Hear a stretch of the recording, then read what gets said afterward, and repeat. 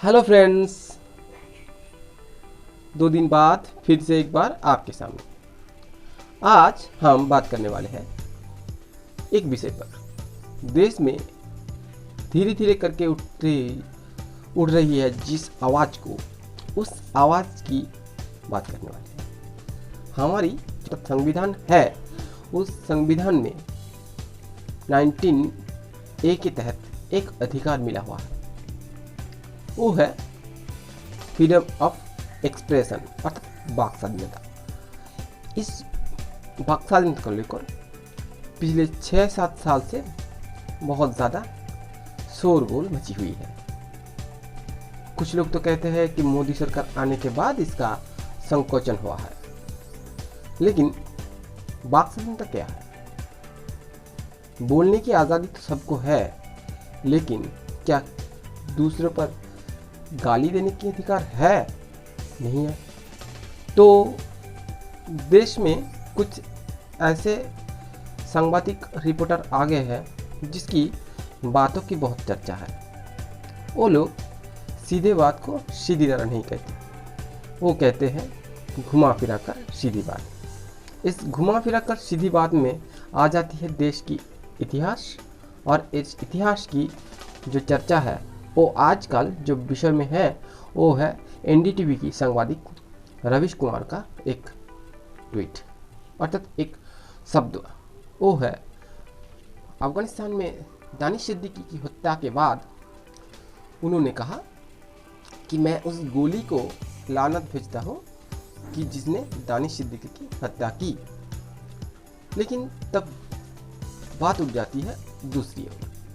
अगर उस गोली ने दानिश सिद्दीकी की जान ली और उसे लानत भेजी जाए, तो हर हत्या के पीछे उन लाठी, उन डंडों और उन गोली को क्यों ना भेजा जाए लानत? तब तो हम उन व्यक्ति को लानत भेजते हैं जैसे नाथूराम गोडसे को भेजते हैं। क्यों? तब की गोली को क्यों लानत नहीं भेजते? नहीं। तो ये जो मानदंड बन गई है कि देश में अगर वो हिंदू है तो उसको लानत भेजे, अगर वो मुसलमान है तो उस गोली को लानत भेजे। तो एक ट्रेंड है और ये बहुत सारा दिन से चल रहा है। बंगाल भी इससे छूटा नहीं है। ऐसा हुआ है, बंगाल की राजनीतिक इतिहास में देखा जाए तो बहुत बार ऐसे हुआ है जब देश में हलचल मची हुई है, लेकिन बंगाल में उसका विरोध हुआ है। ऐसा भी हुआ है जब हमारे ऊपर अत्याचार हुई तो देश की किसी ने भी इसे उठाने की, इसे मदद करने की कोई चर्चा नहीं हुई।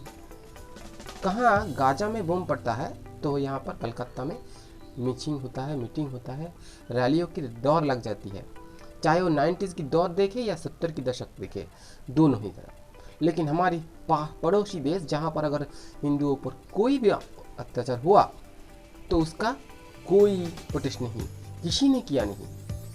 ये बहुत ही दुखद है और ये एक मोनोपोली के तहत किया जाता है, क्योंकि अगर हिंदुओं को होकर बोलेंगे तो आपको सांप्रदायिक कहा जाएगा। हम इस सांप्रदायिक कहने से डरते हैं, बचते हैं। कभी देखा है किसी मुसलमानों को क्यों धर्मनिरपेक्ष है? मुसलमान कभी धर्मनिरपेक्ष होती, मुसलमान कभी धर्मनिरपेक्ष नहीं होती, वो धर्मपंथी होता है। वो धर्म देखकर विरोध करता है, धर्म देखकर लूटता है, धर्म देखकर सब कुछ करता है। तो इन धर्मों की चक्कर में ना पड़े। जहाँ जो हुआ है उसके बताया ना, उसको नारद माते हैं। अगर तालिबान ने किसी सांबादिक की हत्या की है तो लानत उसे भेजिए, उस संगठन को भेजिए, ताकि गोली को नहीं, गोली का कोई कसूर नहीं। गोली तो चलाते हैं हम, गोली खाते भी हैं हम। गोली तो धर्म नहीं देखती, जाति नहीं देखती। गोली को अधिकार ही नहीं है। जिसे अधिकार है वो है हमें, इंसानों। जो ये काम करते हैं उस पर लानत हो। नहीं, आप नहीं करते। देश की सांबादिकों ने एक हुजूम बना कर रखा है कि नहीं करना है, करना है तो सांप्रदायिक बन जाएंगे। सच बोलना भी यहाँ पर मुसीबत होता है। बंगाल भी इसका छूता या उलट नहीं। राजनीति एक चरम पर पहुंची हुई, हर चीज पर राजनीति, हर राजनीति पर देश को बांटा जाता है। हमें हिंदू और मुसलमान से कोई प्रॉब्लम नहीं, हमें किसी से कोई शिकवा नहीं, लेकिन अगर हम पर कोई अत्याचार होता है तो कम से कम आप तो बोले ना, तब तो नहीं बोलते। हमारे यहाँ के जो दल है वो भी वही है। आपको कुछ दिन पहले की थोड़ी वीडियो को रिवाइंड करके देख लीजिए। म्यांमार में रोहिंग्याओं पर अत्याचार हुआ। इस अत्याचार की जो वीडियो है, बहुत सारे एविडेंस है। उन्हें भारत में रहना देना होगा, इसके लिए कलकत्ता में बड़ी सी रैली हुई, लेकिन ये मीडिया में खबर नहीं हुआ। क्यों नहीं हुआ? इसलिए नहीं हुआ क्योंकि देश में हलचल मच सकती है, लेकिन सच्चाई बोलने से डरना नहीं चाहिए। कुछ लोग कहते हैं जो सच्चाई हलचल मचा दे, अरे देश में होंगे तो बोलेंगे नहीं क्या? बोलना चाहिए, चर्चा होने चाहिए। सोशल मीडिया में है तो ये सब खबर आते रहते हैं।